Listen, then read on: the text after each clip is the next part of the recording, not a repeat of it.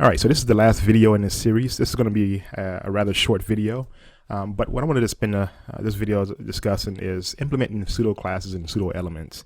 So let's go ahead and jump to those slides here. I think it's towards the end. All right, here we are. So pseudo classes and pseudo elements. Really, I would say don't overthink this. It's really just another type of selector that we can use to target certain elements and provide functionality or provide structure to content within our HTML document. So here's an example of a pseudo class. You have A, you have this colon link, and then you give the syntax with the open bracket, and then you give the declarations in between the open and closing bracket. Then you have pseudo elements, which typically targets content or typically is applied to text.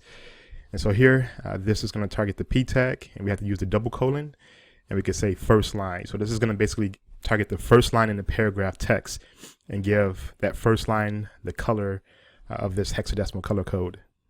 And so we'll do an example of this here. We've all seen these pseudo classes here: link, visited, active, hover, focus. We use them all the time. And so if I were to bring up a Word document, and the question I like to pose in class is, what is the color of a link that has not been clicked in a Word document? And most people would give the answer blue, right? What is the color of a link that is being visited? And people would say purple. And so essentially those are pseudo classes that we have within our that we can utilize within HTML. All right, so let's go and just do a quick example of this, and then we'll just jump back to our file path worksheet, and we'll hyperlink an image within that document. So we're going to copy this style rule here, and I'm going to copin.io. I'm going to create a new pin. And you can get really creative with these pseudo classes. So what I'm going to do is I'm going to say P, and I'll just say this is a paragraph of some text that I want to demonstrate pseudo elements and pseudo class. All right, and I'll close off my P tag there. And I'm going to do an example of the hover. So let me actually go ahead and create a link tag here as well. So I'll say href equals, and right now we just leave it blank, and we'll just say React Tees,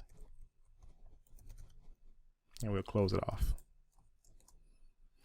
All right, so here it says that React Tees has been visited, but if we go here and then paste in that style rule from our slide, we can trigger some CSS declarations or some CSS to trigger once we hover over this particular element. And so that's what the hover is going to do. So with our mouse, we're going to hover over this link, and we should get the background color of lime, and then the color of the text should turn to this dark gray, right? So there it is.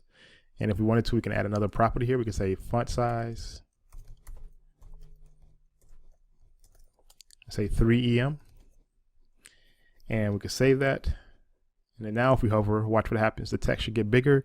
We should still have that background color of lime, and then we should have that dark gray text, right? And so that's what the hover is doing. And like I say, we've seen this before within Word documents. We have an active link, a link where it's blue. That's the pseudo class of a link. If it's purple, that's signifying that it's been clicked on. That's the pseudo class of a : visited.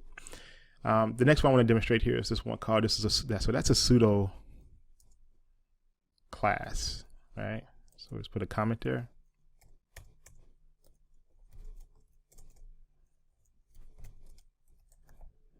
And then let's try an example of a pseudo element. And the pseudo elements typically target text or data or content.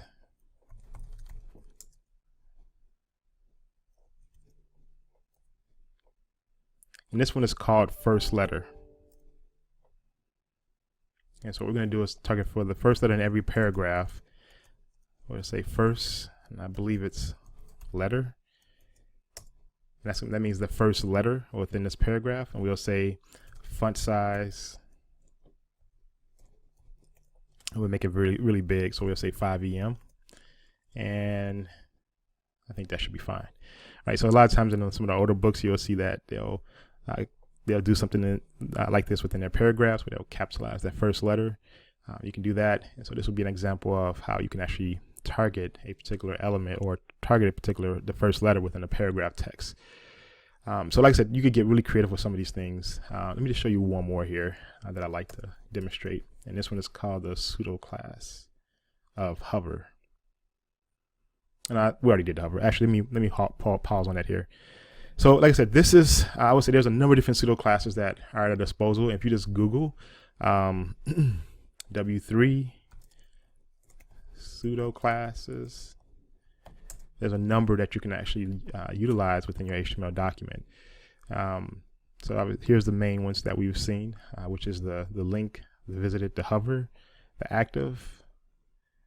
But there's a ton of them that you can use to target certain things.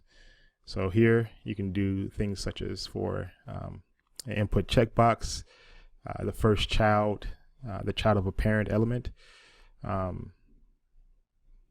There are some pseudo elements like the first line within the paragraph. And this one is the one I demonstrated here. It's the first letter. This one is pretty cool. It's the selection. And so typically when you select text, so if you look at my mouse here and I select this here, it shows up as a blue background. I can change the pseudo class within my browser to say that whenever I want to select some text, give it these particular declarations. So I can say copy that, and if I go back here, I can create a new style rule here that says, so for the paragraph, whenever I select some text, I want the background color to be this Under Armour red CD 000, and I want the color to be white. So I'll let that save and watch what happens here. All right, so there's when I'm actually holding a button down and selecting the text. You'll see that my pseudo class is triggering that the background color be the CD 000 and the color will be white. Last but not least here, let's jump back to our relative file path document. One of the things I asked you to do in assignment 1 was to hyperlink the model site that you want to model the layout of your site after. And so what I'm going to do here is I've already added this A tag, and whatever you put in you wrap in between, whatever you put inside of the opening and closing A tag is what's going to be hyperlinked. So I want to find this URL of to a website that talks more about file paths, and it's going to hyperlink this image.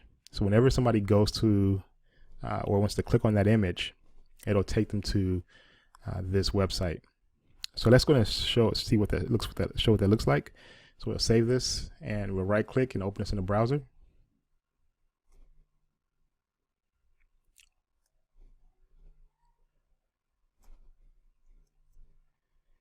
And so now if you see where my mouse is at, I'll hover over this image, and if I click on it, it'll take me to a different website. Right? And so that's what you're going to essentially be doing for assignment 1 is you're going to hyperlink your model site, and then you're going to put that image of the model site within your project folder, but then give me the file path or the URL to navigate to that site where you're actually modeling your site after. Anyway, that's a short video on pseudo classes and pseudo elements. I would say play around with some of those different pseudo classes and pseudo elements. And like I said, they're there to really allow you to target certain things in your HTML document to give style and to give presentation to certain elements. And it can be useful when you want to go the extra mile and really get your site to fashion out the way that you envision it looking at the end. So that completes this video series. There's going to be one more video that'll be posted related to some of the advanced CSS properties and some of the advanced CSS functionality. But this is like the last official video for basic understanding of CSS. All right, one last thing here. Go and take a stab at, there's an activity here, a group activity that has three different, asking you to do 3 different things here. So copy this code. You could create a project folder, create a file, copy this code, and then achieve these 3 steps here. We'll walk through it together when we're going through our synchronous session.